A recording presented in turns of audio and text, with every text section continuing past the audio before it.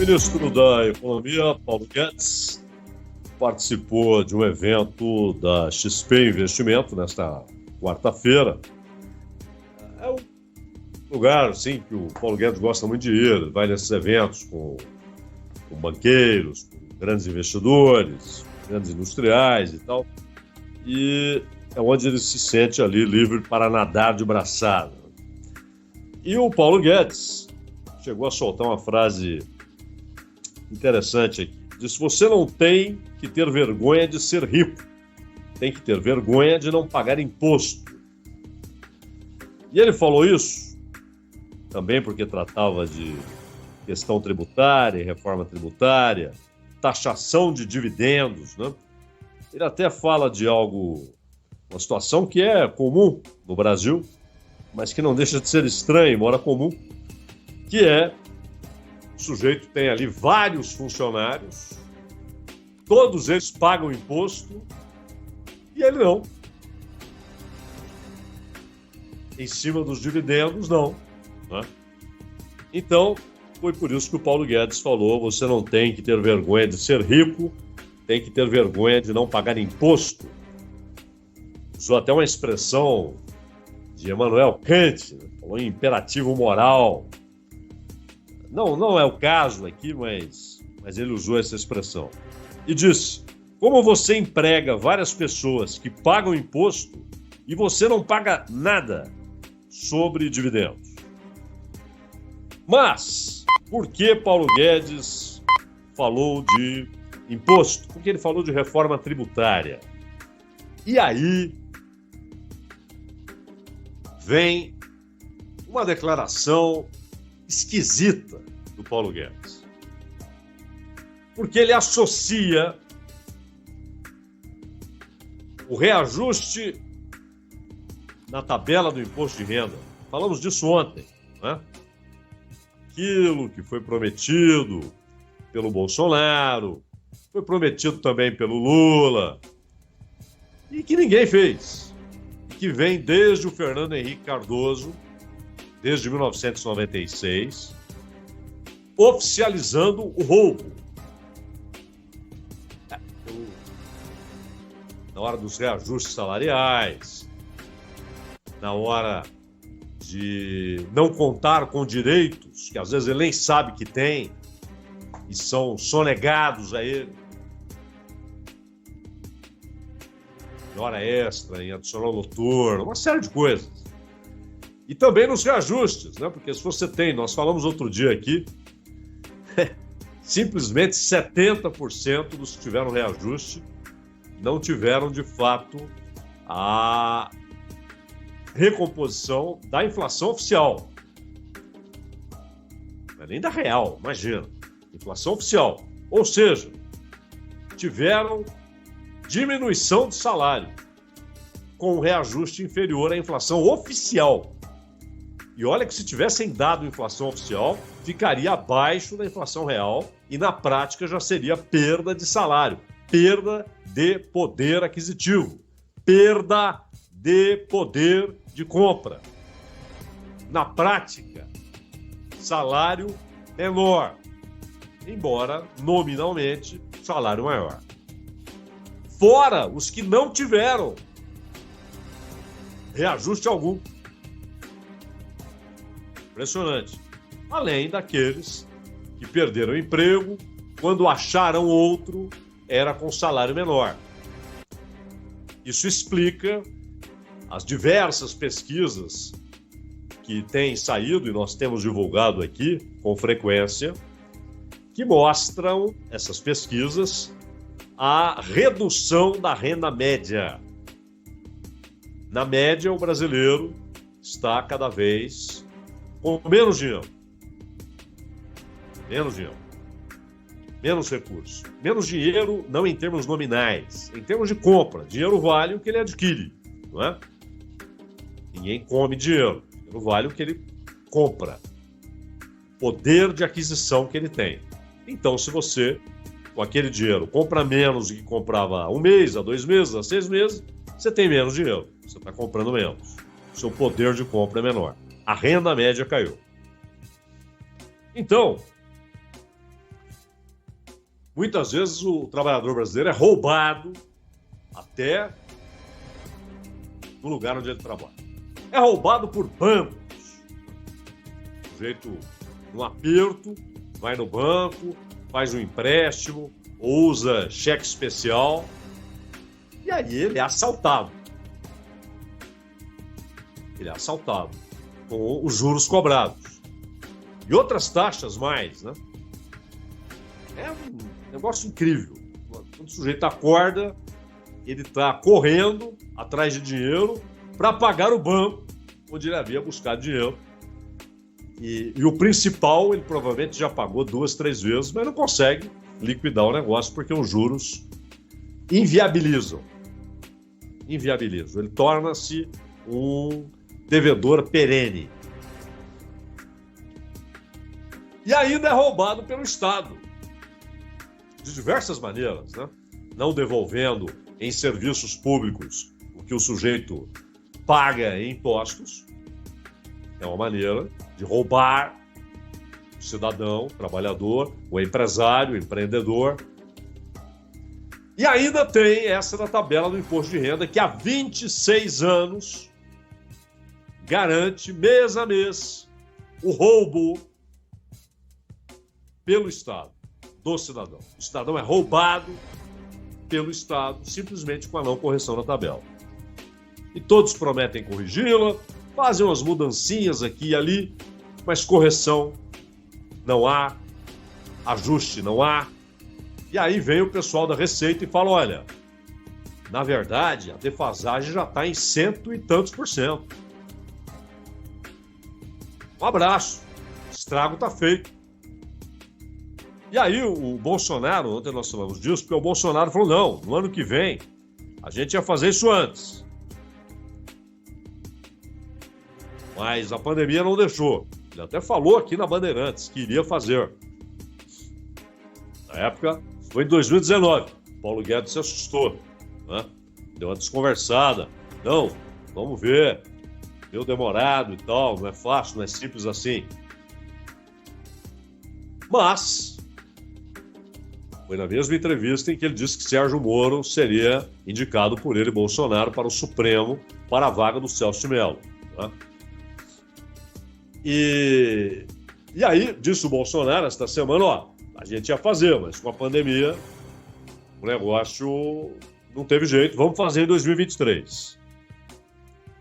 Outra coisa, nós tivemos a aprovação da PEC estabelecendo R$600 o valor pago para os beneficiários do Auxílio Brasil.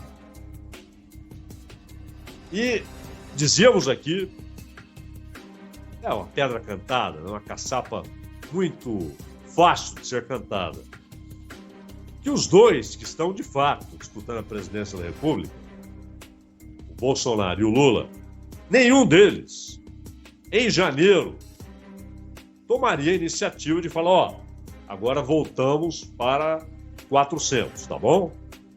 Voltaremos a pagar R$400. 600 era até 31 de dezembro. É um desgaste terrível. E ainda que o cara diga, não, se em janeiro eu perceber que é inviável, eu vou fazer isso, eu vou anunciar. Ó, vamos voltar para 400. Não é crível isso. E vai fazer isso. Mas pode até pensar, ó, lá em janeiro é outra história. Mas agora, um e outro já garantem que em janeiro permanece 600, pelo menos 600. Claro. Pro governo, essa é uma medida de impacto eleitoral evidente. E tem sim. Aliás, as pesquisas mostram que sim, tem impacto. O anúncio tem impacto. Antes mesmo do dinheiro chegar na conta. E uma pesquisa recente, eu não sei se é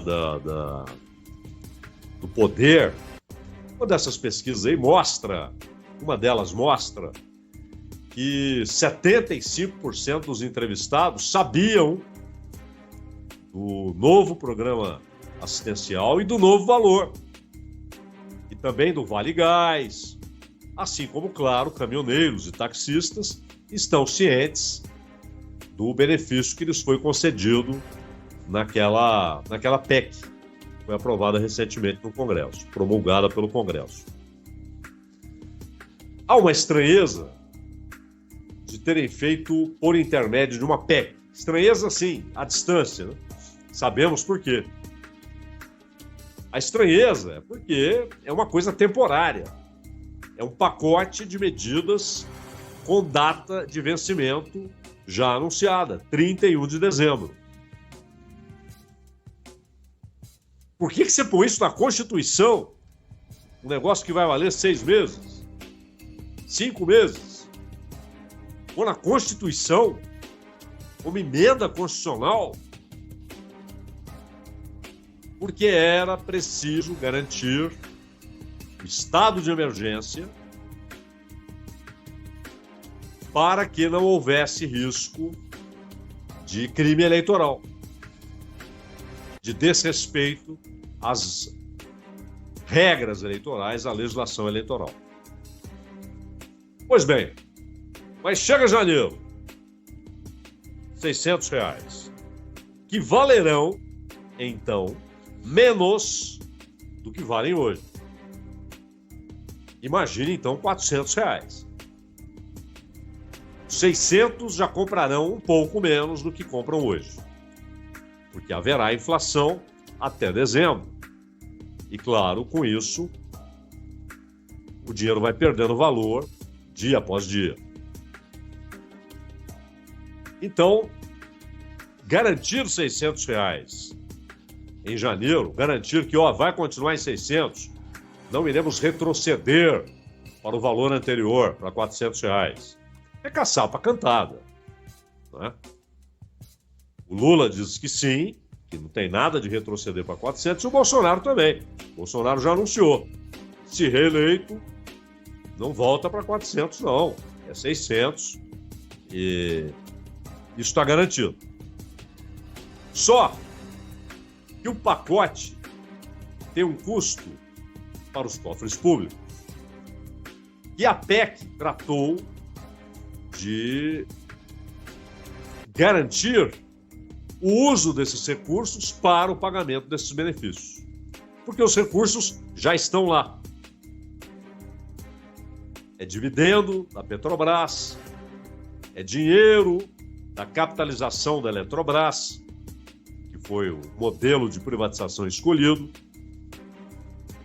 As ações se valorizaram, o governo não comprou ações, mas não vendeu, não precisou vender, e recebeu dinheiro, claro,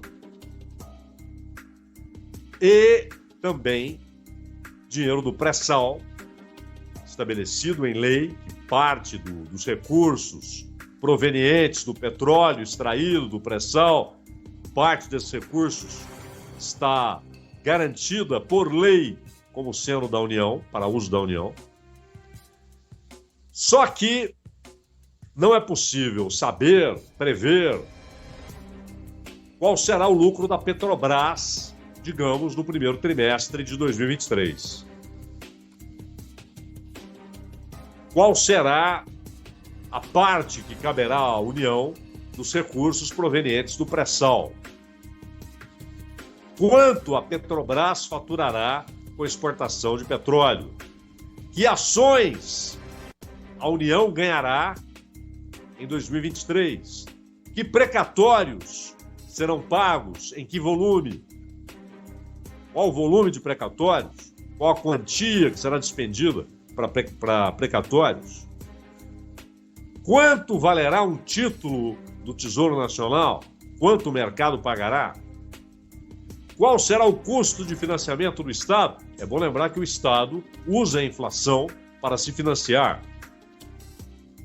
Essa é uma obviedade que vem do século XIX, sua constatação, e para aqueles que preferem dar atenção mais aos pensadores econômicos modernos, o Milton Friedman, por exemplo, não se cansava de dizer isso. Inflação financia governo. E antes dele, Keynes disse a mesma coisa. Inflação financia governo. Então, o cenário é tão incerto, mesmo ali, logo ali, depois de amanhã, 2023, está ali. É tão incerto sobre os recursos disponíveis que a manutenção desses benefícios nesse nível, essa manutenção precisa, claro, ser acompanhada da garantia de recursos, de receita. Olha, pagaremos e a receita virá de tal lugar. Dinheiro público é uma coisa tão séria, deve ser tratado com tal seriedade, que é preciso estabelecer o vínculo imediatamente entre receita e despesa. Você não pode simplesmente anunciar a despesa, comprometer-se com a despesa sem saber de onde virá a receita. Infelizmente, na prática e num país como o Brasil, a coisa pública, a res pública, o dinheiro do povo é tratado com pouco respeito. Está vendo a tal emenda de relator, né? Maneira como o uso do dinheiro público é tratado. Mas aí, tanto os R$600, a manutenção dos R$600 em janeiro, quanto o reajuste na tabela do imposto de renda, que na verdade vai ser uma mudancinha, reajuste para valer, esqueçamos, né? O Paulo Guedes, o que ele falou ontem? Essas duas coisas vão depender da reforma tributária. Só que ele fala uma frase meio esquisita, ele fala assim: é possível dar um auxílio de 600? Ou fazer reajuste da tabela do imposto de renda? Ele está mencionando duas promessas do Jair Bolsonaro. É possível dar um auxílio de 600? Ou fazer reajuste da tabela do imposto de renda? Perguntou o Guedes. E aí ele próprio respondeu: a resposta já está na reforma tributária. É uma resposta mequetrefe. É um negócio que não explica coisa alguma. Ele diz que a resposta já está na reforma tributária. Espera aí, que reforma tributária? Não sabemos. Esse é um assunto que o Brasil discute desde 1986. Desde o famigerado Plano Cruzado. Desde o governo de José Sarney e seus marimbondos de fogo. Precisamos fazer reforma tributária. Olha só, hein? Logo, logo chegaremos a 40 anos do início da discussão. 40 anos depois, já estamos aí há 36 anos. Faz 36 anos que essa é uma discussão oficial. E claro, o assunto já era tratado ali, em escritórios, em gabinetes, mas virou discussão oficial, no Congresso, inclusive, em 86. 36 anos. E continua sendo discutido. E aí este ano, não. 2022, aí não tem jeito, não passa. Não passa disso. 2022 haverá reforma tributária. Antes, 2021. Mas veio a pandemia e tal, o Congresso funcionou mais ou menos. Tá bom, 2022 então, 2022 é líquido certo. Janeiro, fevereiro, março, opa, tem eleição. Não dá para discutir reforma tributária. Não dá para votar. Estão lá discutindo. Aí aprova uma coisinha aqui. Mas qual reforma tributária? De novo, o que nós temos é um puxadinho. Sim, haverá menos burocracia, será mais fácil pagar. Mas qual reforma? Como a reforma vai garantir o que o Paulo Guedes está dizendo? Porque, convenhamos, se ele está dizendo que os R$ 600 e a correção da tabela do imposto de renda dependem da reforma tributária, o que ele está dizendo? Que a reforma tributária garantirá mais recursos para o Estado. Aliás, aqui ele está falando especificamente da União, porque tanto o compromisso do Auxílio Brasil quanto a correção na tabela do imposto de renda são assuntos pertinentes exclusivamente à União. Não são pertinentes aos Estados. São assuntos da União. Ela que cobra imposto de renda, o imposto de renda é federal, e ela é a responsável pelo pagamento de programas nacionais de assistência permanente. O que o Paulo Guedes está dizendo, que ele falou lá na XP, é isso. Ó, é possível pagar R$600? É possível reajustar a tabela do imposto de renda? A resposta está na reforma tributária. Opa! Se o Paulo Guedes está partindo da premissa de que a reforma tributária garantirá aumento de receita e, ao mesmo tempo, ao aceno na discussão da reforma tributária, ao aceno para industriais, para comerciantes, para empreendedores do setor de serviço, para assalariados, para lavradores, para grandes produtores rurais. Qual é o aceno? Teremos um sistema tributário mais justo. E aí, como é resolvida essa equação? Não pagar mais imposto e, ao mesmo tempo, o governo arrecadar mais. Só existe uma maneira disso acontecer. Não é por texto parlamentar. É com aumento da produção, aumento da atividade econômica. É a única maneira real de não aumentar a carga tributária e aumentar a arrecadação das prefeituras, dos estados e da União. É que haja mais produção, é que haja mais consumo, é que as pessoas tenham uma renda maior, salários maiores, melhores, que a indústria venda mais, que o comércio venda mais, que o setor de serviços tenha mais demanda. É isso que garante aumento da arrecadação sem aumento da carga tributária.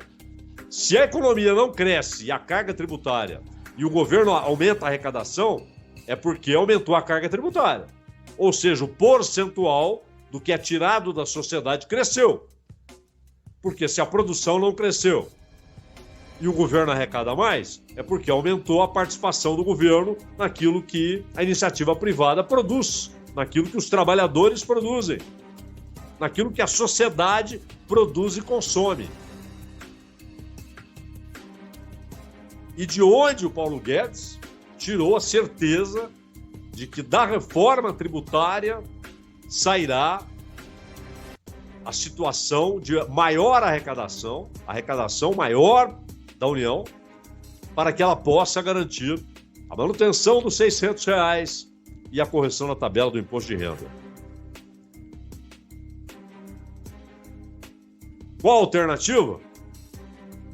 Que a União tenha receitas extraordinárias, como teve este ano. De onde vem essa garantia? Não vem. Não vem, não dá para saber. Você não sabe quanto estará o real em relação ao dólar em janeiro. Tem previsões, projeções, depende de muita coisa. A China solta um míssil e pronto. já é outra conversa, a relação do real com o dólar. É óbvio. O Banco Central dos Estados Unidos, opa, não estamos segurando a inflação, mais uma carguinha na taxa de juros, já mexe com a relação. Ninguém sabe o que vai acontecer. Como estará o cenário da guerra? Aumentará a tensão entre Rússia e Estados Unidos, entre China e Estados Unidos? Não sabemos. Só que todos esses cenários são possíveis, até prováveis. Então é preciso menos faz de conta no Brasil. Menos, não, a gente dá um jeito. São políticas, assim chamadas, né, políticas públicas, que devem se sustentar ao longo do tempo. Então é preciso que seja tudo muito bem amparado, escorado, fundamentado. É preciso que haja fundamentos firmes e não improvisos. Um troço provisório, de repente, vira texto constitucional. Um negócio com data para acabar, vira texto constitucional. Ou seja, depois tem que remover aquilo de lá. É 600, não é 600? 600 não pode voltar para 400, isso é óbvio. Nenhum presidente da República poderá fazer isso, seria um crime. Porque os 600 já valerão menos, imagine 400. E a realidade da rua qual é? É aquilo lá que todo mundo viu. Um menino desesperado, ligando para a polícia, dizendo que eles estavam com fome.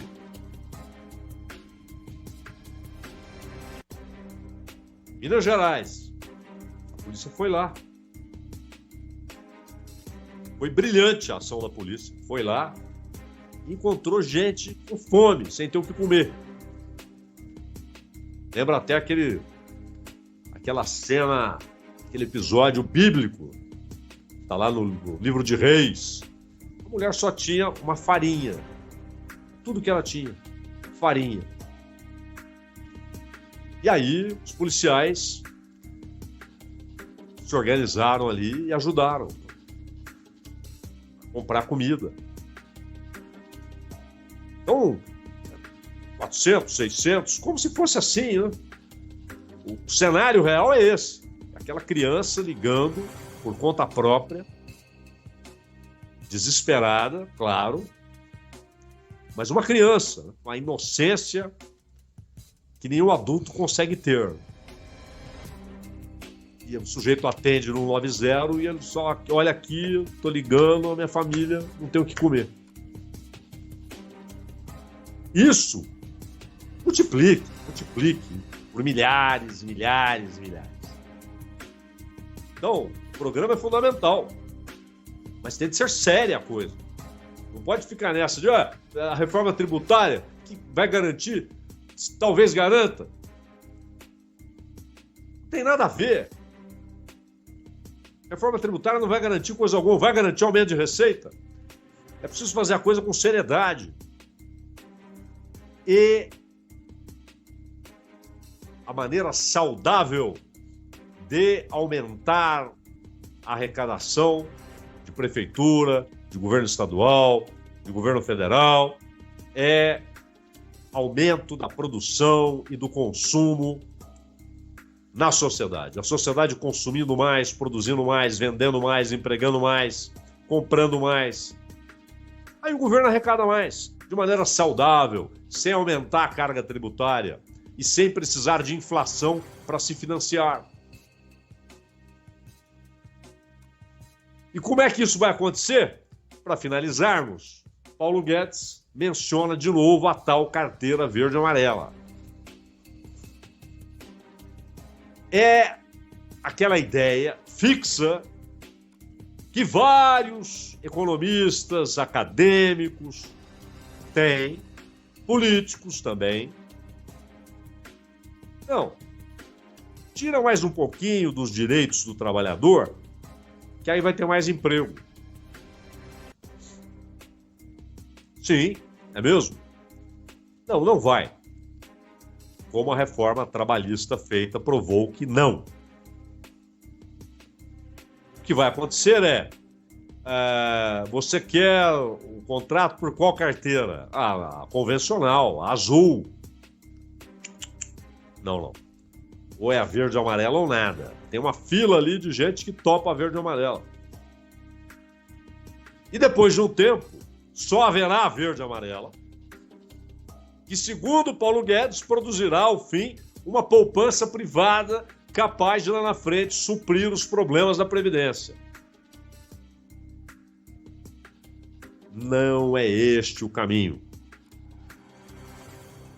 Tirem a canga que vocês colocaram no pescoço de quem produz, dos empresários, dos empreendedores, dos autônomos, dos trabalhadores. Parem de roubar o trabalhador no imposto de renda.